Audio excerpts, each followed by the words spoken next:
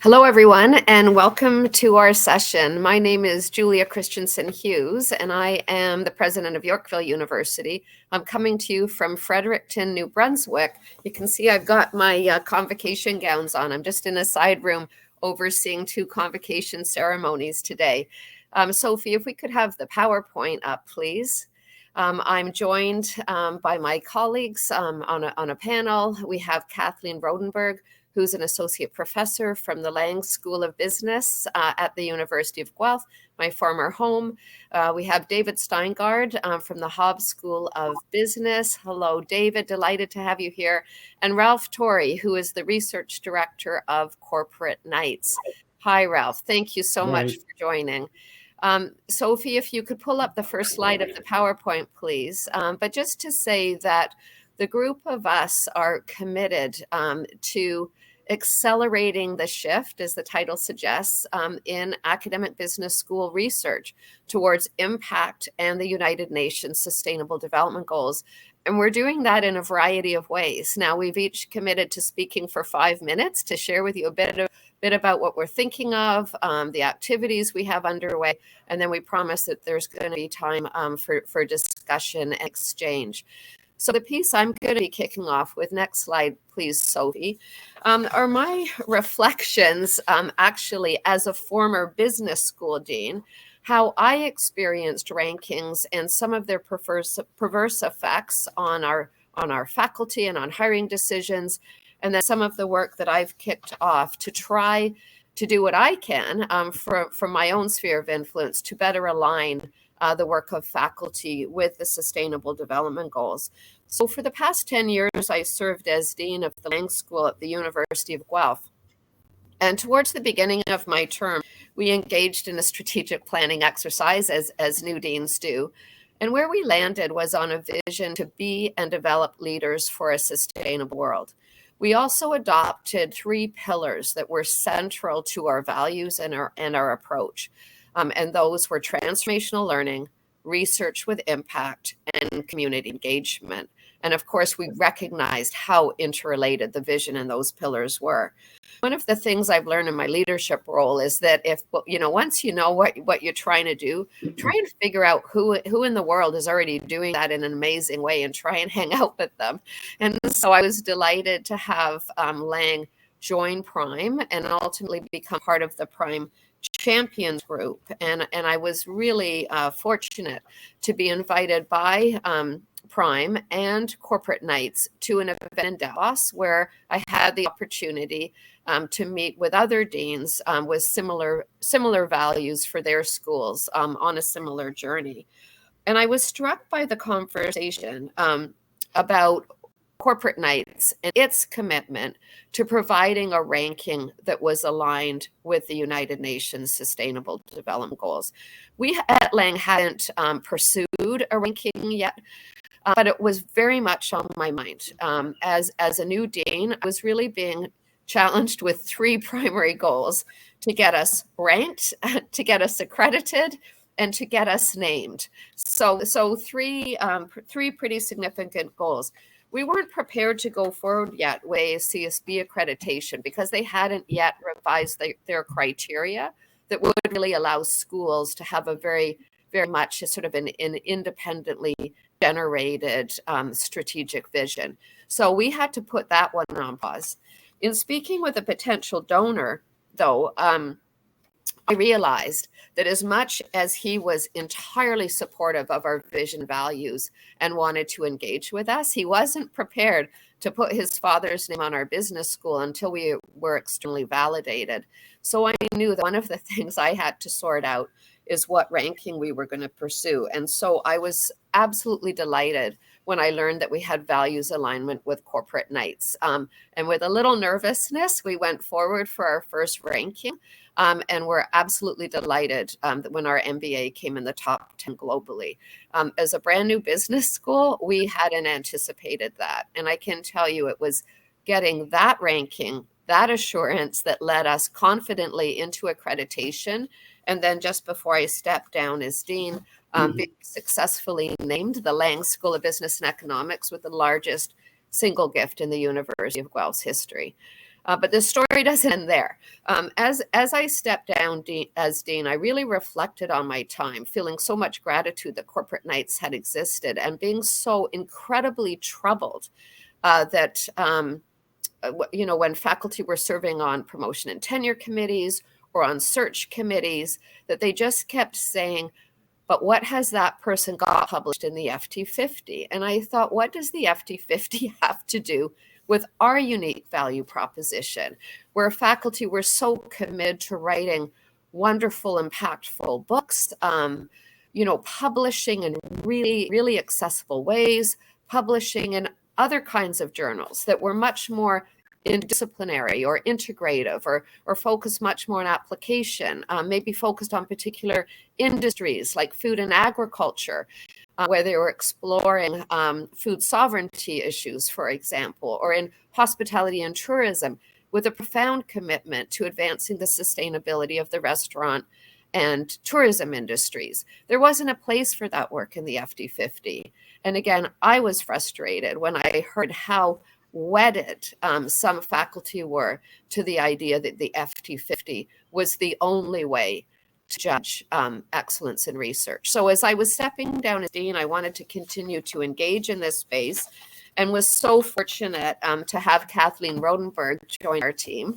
And Kathleen totally reformed our Intro to Business course, where we onboard students to Lang's values through an exercise called the Great Ethical Dilemma. And I knew that Kathleen was busy doing research on our students' values. And so I was so happy to engage with her in a multi-stage research project where we built on some of the work that I'd had the opportunity to facilitate at Davos during the World Economic Forum. Firstly, engaging with deans, we called it the Dean's Dialogue at Davos, bringing them together the following year from my first foray there, where we brainstormed the challenges of rankings and the need to change them. And then the following year, and this is the slide that's up here now, in 2020, where we had an incredible panel. We had Thomas Dillick, who I think presented on the positive impact rating earlier today. He presented as we launched the positive impact rating, learned about that as a rating in contrast to a ranking. We also had Toby Heaps from Corporate Knights speak about his plans, his struggles, his intention to continue to build out that ranking. And we also had Andrew Jack from the Financial Times, the FD50. And then we had some fabulous breakout groups where we brainstormed where we needed to take things next. So if you're interested, we're going to be providing the link to that report. But really coming out of that was some amazing research. And with that, I'm going to pass it over to Kathleen to tell you about our work. Thanks so much, Julia. It's great to see you. As Julia mentioned, I'm from the Lang School of Business and Economics. My contact details is on the next slide. And if we could just move right into the first slide, I'd really appreciate it. So in September 2021, Prime Blog, Bill Haley and Peter Fleming noted that 97.2% of articles in elite management journals did not address impact. Specifically, only 2.8% of articles published in top-tier journals address these grand challenges. If we can go to the next slide.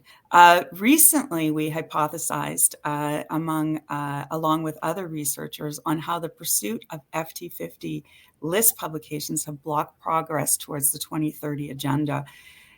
Indeed, only 316 schools participated in the 2022 FT50 ranking, and yet the 10% research criterion has become institutionalized by many business schools and is now included in tenure and promotion decisions. And we show evidence of many documents at universities. And obviously this influences faculty and institutional priorities, even for those that don't participate. So beyond the benefits for ranking, it's now used for whether I get a promotion or not. And arguably, the ethos and values of the top 50 journals drive the research agenda for the business schools. So we postulated, and interestingly enough, this is Augusta Golf Course, because Julia's quote was, wow, how is the FT50 list any different than membership at the Augusta course. When we think of Augusta, it only has 300 members. We're not sure who those members are or how they're selected. It wasn't until 1990 that they allowed a Black member. There's women, I think, are just beginning to come on board. And the methodologies for choosing membership is hidden. So we just kind of started there and thought, okay, what's happening with the FT50 list? And so we postulated that this has stifled research innovation towards solving some of the world's most challenging issues. And although changes have been made to reflect SDGs in the curriculum, the sad news is that research that's not in that area or traditional sends mixed messages to our students. So therefore, we set out, and we can go to the next slide now. Therefore, we set out in understanding who is the original list and who decided on who would be on this list. And so the list was most recently updated in 2017. This we do know. We know that 1.4% of the accredited business schools, there's 16,000 plus, actually participated in the ranking, but only 140 schools, or 0.8% of the schools, voted. I'm wondering, Sophie, if you can move the slides along to the next slide. And so we see that only 0.8% of all the schools voted on this list, and that's who we're cowtailing to. So interesting. Dazar and Kumar wrote a paper, and they found that in a 10-year period, 71% of the finance articles came from the US only. So we can go to the next slide.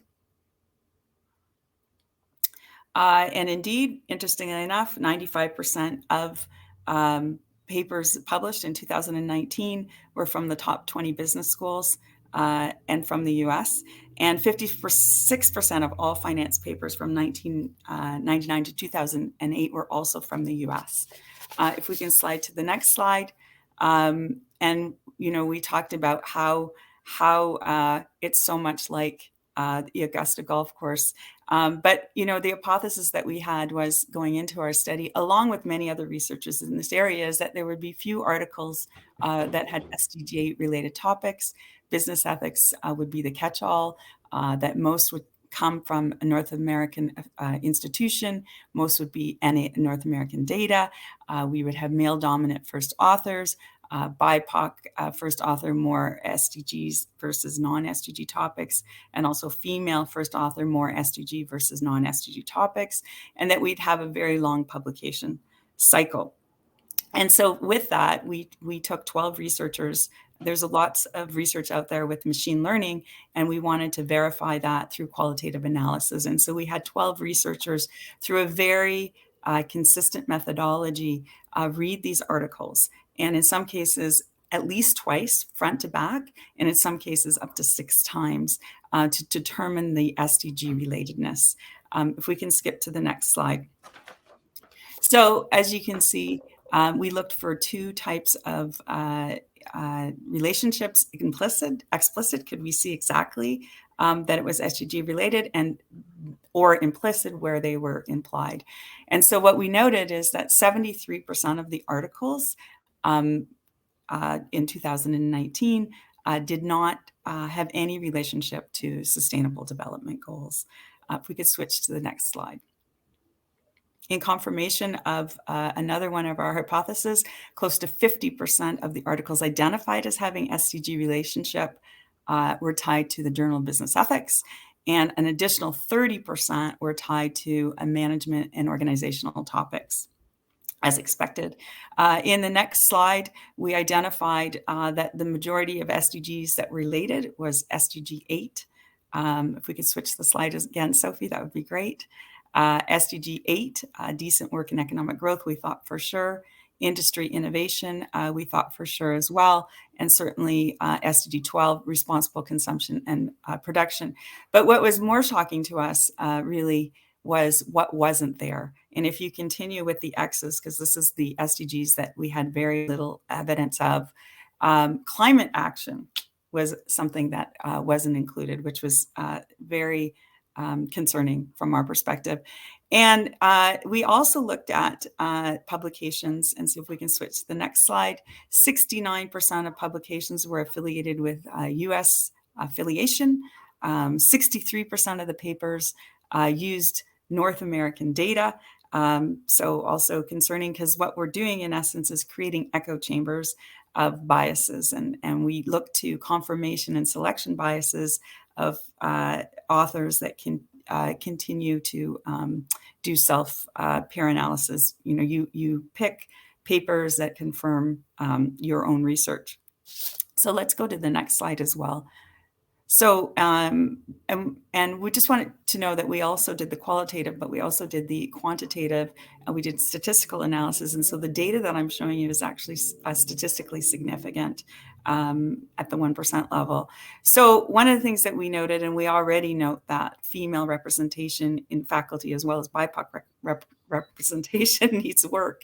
But what we also noted is that relative to what is noted as the percentage of female and BIPOC at 37% and 42% representation of faculty, that the actual number of first authors were also underrepresented for both female and BIPOC. But interestingly enough, and it's not a statistic that I have here, the likelihood of an SDG-related article actually improves and increases when we have a first author primary and a female. And interestingly enough, there's several studies that have verified that result. So let's flip to the next. We also looked at time from submission to publication. We looked at time from submission to acceptance and time from acceptance to publication.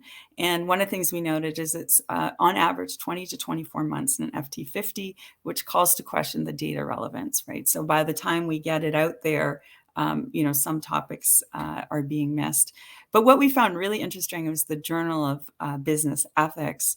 Acceptance to publication was twice as long as any of the other journals, which may suggest a backlog and a need for more publication outlets in this particular area.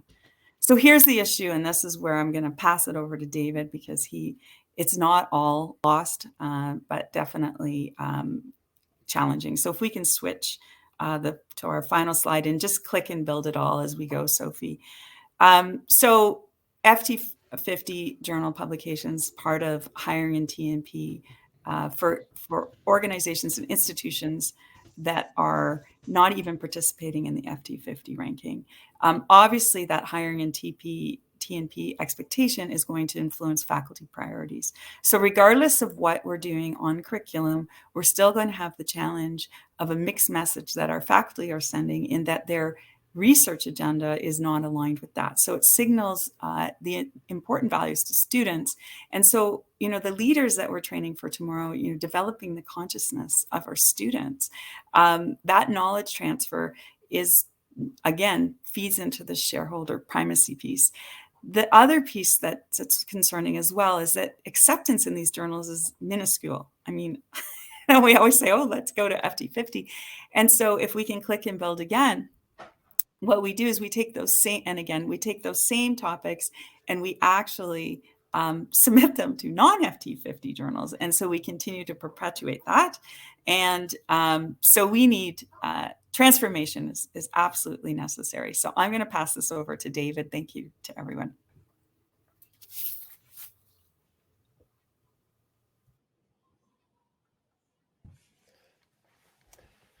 Good morning, evening, afternoon. Kathleen, it's interesting. We have done a number of presentations. We work on the same data set, and I always learn something from what you are sharing. So I will, Sophie, next slide, please. And this is what I just picked up from what you said. Part of the issue with the FT50 in the Augusta Golf Club private exclusive membership is the methodological normative standards of how those FT50 are determined are not only not transparent, they are non-existent. It is done by a survey of deans and other kind of members of the stakeholder community in ratings and rankings in business academia. And the last time it was updated was 2016 as well. So it is not data-driven, it is not neutral, and it is not comprehensively representing the journals where the prime community on this session right now publishes. And that is really the goal of what we've done with the SDG Impact Intensity rating system, is to provide a tool so that you can look at the impact intensity vis-a-vis SDGs of the journal publications where you and your faculty in your school are publishing. Next slide, please. So the basic question that's really on the table today is, what is the nature of this transformation? And a way to succinctly characterize it, next slide, please, is to look at quality to impact. And one of the difficulties, and Julia, you've been very instructive about the large scale, system scale change, is we can't just recklessly abandon everything that has occurred to this point that has made academia credible, that has made journal publication legitimate. So we talk about the old game of quality, and those are all familiar sort of standards and ethos, a sort of cultural zeitgeist, if you will, of how we do research. But we need to, on top of that, enfold and elongate this old game of quality with the factors you see here. Next slide, please. So as part of our contribution, St. Joseph's University and the Hobbs School, we have partnered with Cabell's to produce a rating system based on the SDGs that looks at not just if the SDGs are present or absent, or it actually gets you into the degree to which the SDGs are coming alive in these publications. So for a little data-driven session here, we looked at the 50 journals that are in the FT50, and then we handpicked from Cabell's database the kinds of unsung hero journals like gender and management, sustainability, that will never see the FT50, but are integral to providing the kind of scholarship that we need to move the needle on real change. Next slide, please. So pretend this is a movie and watch the wheel ratings as we go through the slides. We start out with the 5 wheel ratings, and these, the gender and management and globalization and health. Remember, these are also other fields related. Julia talked about interdisciplinarity. These are journals that are necessary to achieve the SDGs that are far outside the narrow 50 of the FT50. So as we go, next slide, please. As we go down in terms of wheel intensity, we will see a next slide, please. We see a drop off. And we see a lot of zeros. Okay, that's fine. You can go to the next one, Sophie, that's fine. And really, this slide kind of says it all in a simple graphic. If you basically put in order from most number of SDG impact intensity wheels to the least number, to 0, you have the entire FT50, with the exception, ironically enough, of one of the journals in the blue in the second quartile, is the Journal of Business Ethics, which is doing too much and not enough because it's only one journal, as Kathleen pointed out. But we see, and I'm going to use this word judiciously, dismal performance of the FT50 in terms of actually aligning and supporting the necessary knowledge we need for SDGs. Next slide, please. Kathleen and I also worked on the same data set, and Ralph is going to triangulate this in his presentation next. So we want you to know that this panel is a united message about what we're finding consistently. I thought at first that these numbers were inflated and kind of puffery, like I'm trying to sell something. This is 425% great. These are real numbers and real stats that if you look at the 2019 corpus of journals we took from FT50, same journals Kathleen worked on, and then we have a benchmark in the blue from 2015, 2021. The key stat here on the right is the rate of adopting the SDGs in the publications is growing so much faster in the non-FT publications that my prediction is it's going to basically leave the FT50 in the dust, in a dust bowl of no impact. And yet at the same time, part of what the problem is, the FT50 and all of the trappings are attractive and driving a lot of our kind of ethos of how we do our evaluation. Next slide, please. So you can find the first 100 that we've produced in the ratings. You can find them here on our site. Next slide. You can find them also in the Cabell's Journalytics. Next slide, please. And soon, I was going to put the link in, but it's not fully cooked. It should actually be published in a week or two, and it gives the entire methodology of how we've done this. Next slide, please. And just for today, special announcement. Next slide, please. We are going to, standing on the shoulders of giants of the journal ratings, we're going to introduce, next slide, please, a B school rating. So think positive impact rating is by students of their schools. This is taking the journals that you see here. Next slide. And here it is. We are developing an aggregate metric for, and we like to do it for all the prime 1,000 schools, that would actually give you an aggregate measure of the journal publications and their impact on SDGs for an entire school. And we could proudly show that list. And basically, as Mette said, there's a lot of unsung heroes doing this work. And this will be a way to sort of get that out there. And we don't want to be the unnamed business school at the bottom that isn't having the impact. So this is part of the lever of change. This is part of how we make a new KPI for how we consider. And I still think there's a place for the FT50 and those kind of standards, but we need to expand. Thank you. Next slide. And Ralph, turn it over to you. Thank you. Thank you, David, and hello, everybody. I'm standing in for Toby Heaps, who I think many of you would know from past experience in this topic area. One of the ratings that Corporate Knights, which is a publishing and research organization based in Canada, one of the ratings that we do looks at startup companies that are apt to be the strong sustainability performers in the coming years. And unfortunately, that rating, maybe I should say regrettably, that rating's official unveiling was scheduled in Calgary for the very same time as this session. So here I am trying to stand in for Toby. I'll tell you a little bit for those of you who don't know. On the next slide, I think we can move right along to the one after this. Since 2010, Corporate Knights has been conducting a ranking of MBA programs around the world. The methodology that we use is published on our website. One of our core principles at Corporate Knights is what we call radical transparency. So how we do it, our assumptions, all of that is spelled out in some detail.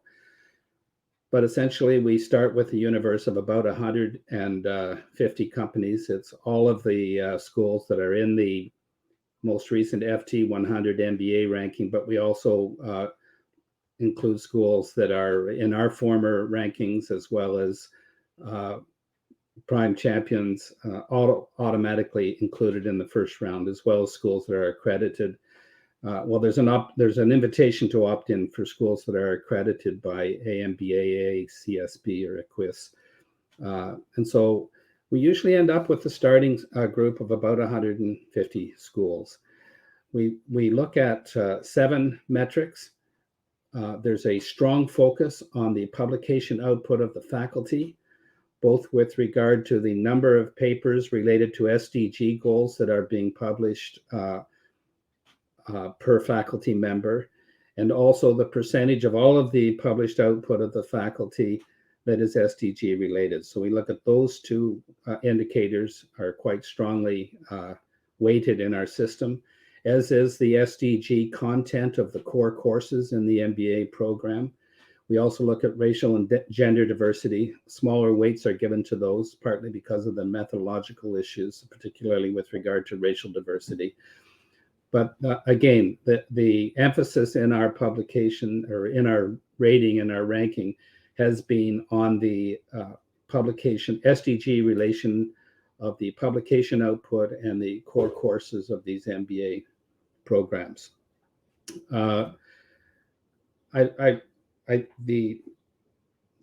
This is all available on the website. We publish this in the fall issue of the magazine every year. So we are just in the early stages right now of this year's rating cycle.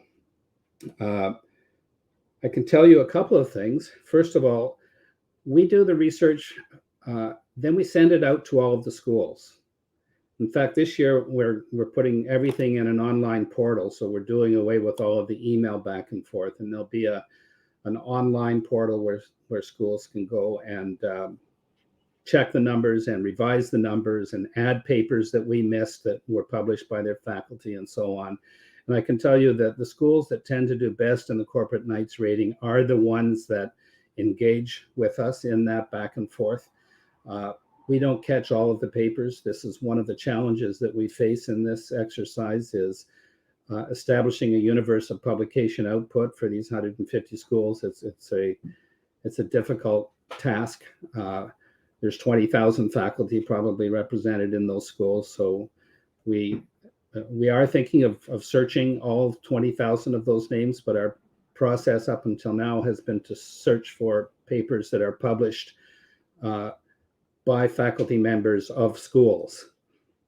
So if the school is not in the metadata in the system, then we may not pick that paper up. This is one of the reasons why schools that engage and take the time to send us papers that we miss tend to have better scores than ones that don't. However, another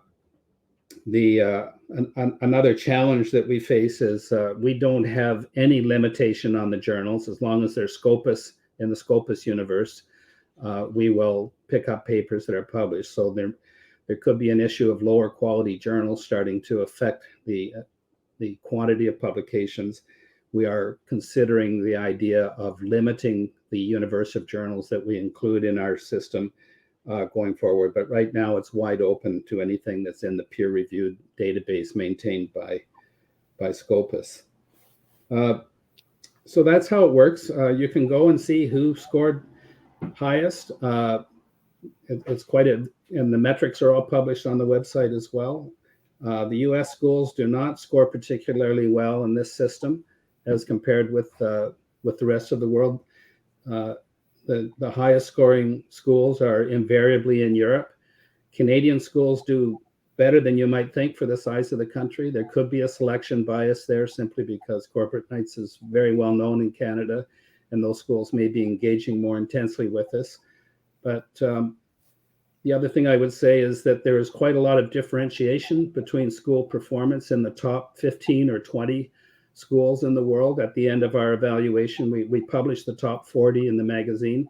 Once you get down to number 35 and below, the schools become very, very tightly clustered in their scores. And to say that this school is 1 or 2 points above another is perhaps not all that statistically meaningful. There may be some false precision that comes into play as we move down the list. But in the upper tiers of our ranking, we see quite convincing differentiation between schools. Thank you, Ralph. Really appreciate that.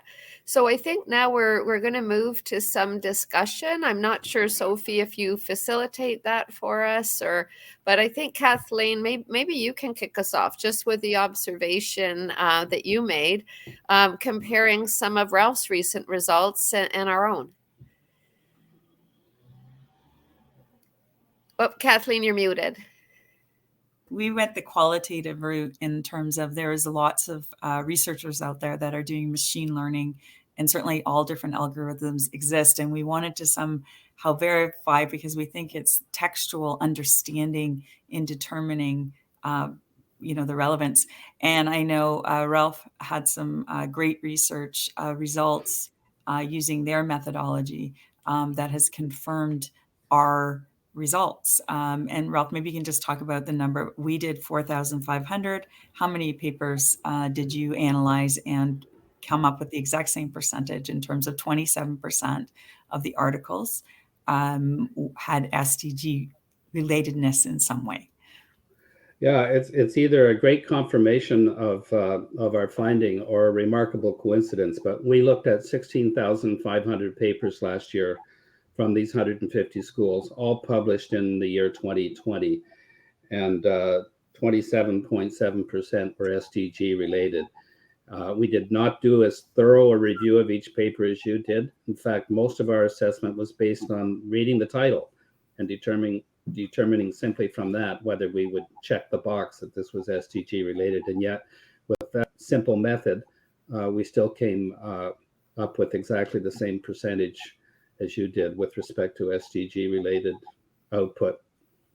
Amazing. And and then our next step from there is to actually work with other researchers to see if we can continue to verify that, because if there's a simpler way to actually identify the SDG relevance of articles, that would be most efficient. So that's great. This is a terrific time. If the audience has any questions for us, if you want to comment on anything, I think, but send those in, and Sophie, who's coordinating backstage for us, is going to post them for us to comment on. But just to say, Ralph, it's interesting.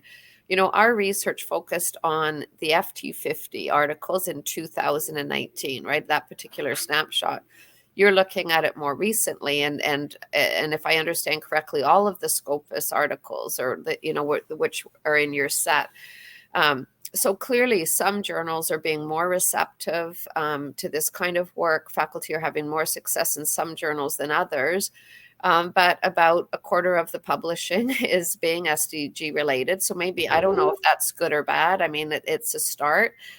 We want to see more. We're trying to encourage more. The research Kathleen and are doing are suggesting the FT50 is not the best place to go if those are your interests. And David, I mean, your research is actually clearly pointing to journals that are very, very supportive of this kind of work.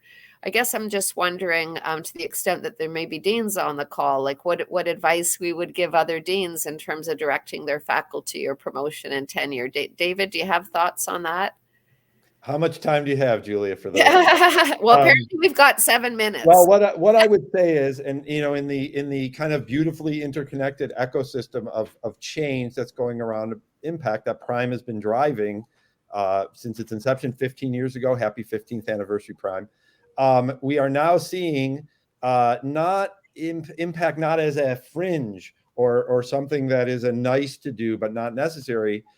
It is becoming integral to surviving and thriving as a business school and as a business school academic. Case in point, the ACSB, and they've been on the call, there's a partnership with Prime.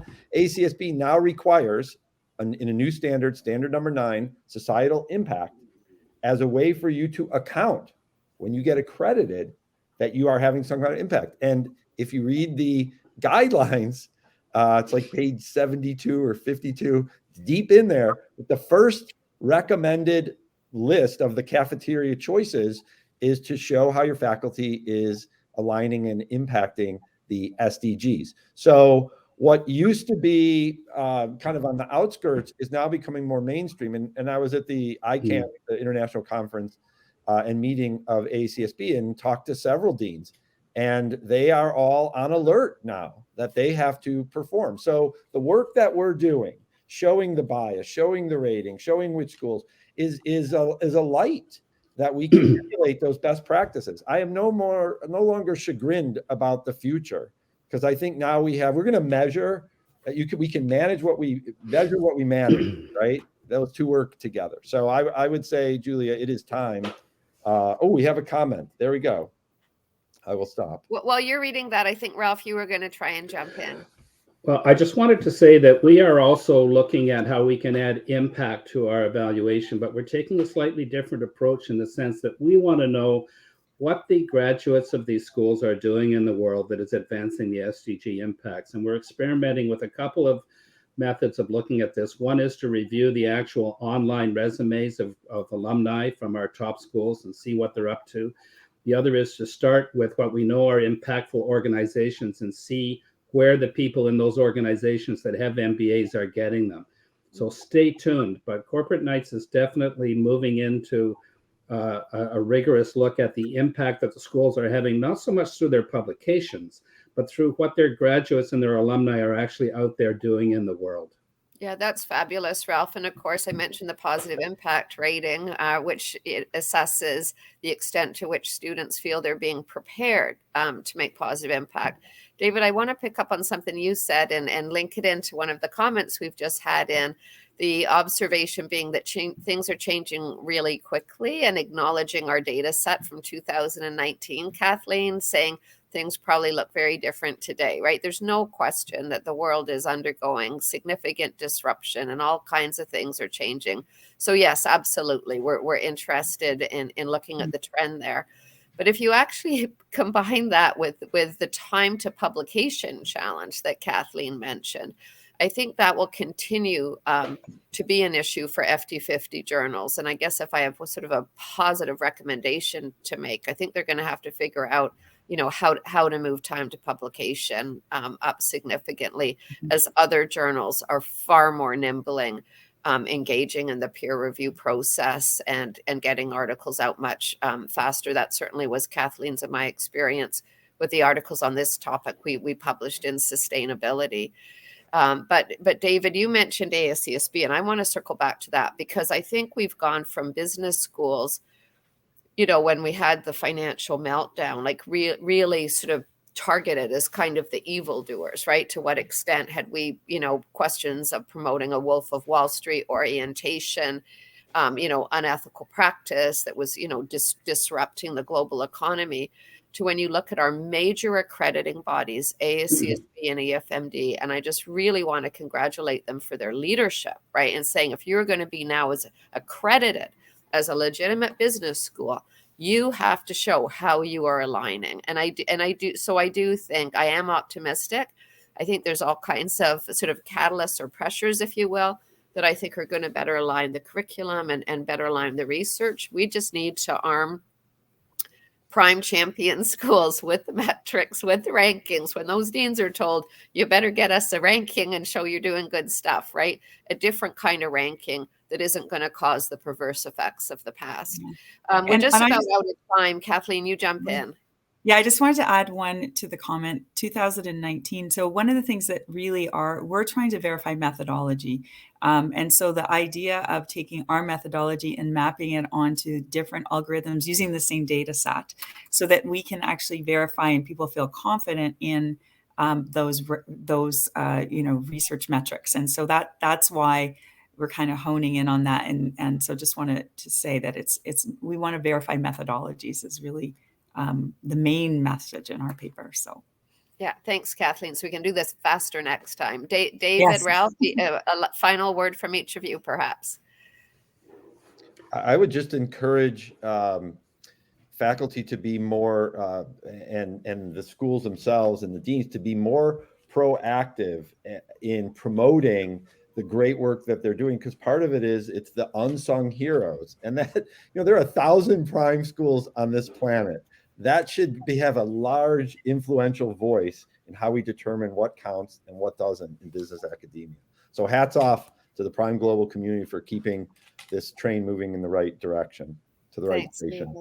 And Ralph, over to you. Well, I would just echo that. We so need entrepreneurial training to be engaged with the SDG goals in this next critical 10 years if the world is going to get out of this jam that we've got ourselves into with respect to the unsustainability of our global economy. So we need the business schools to be focused on this. I hope you'll do that. I hope you'll engage with our process this summer. And thank you very much for including us today. It's wonderful. Thank you, Prime, for the opportunity. We look forward to people reaching out to us.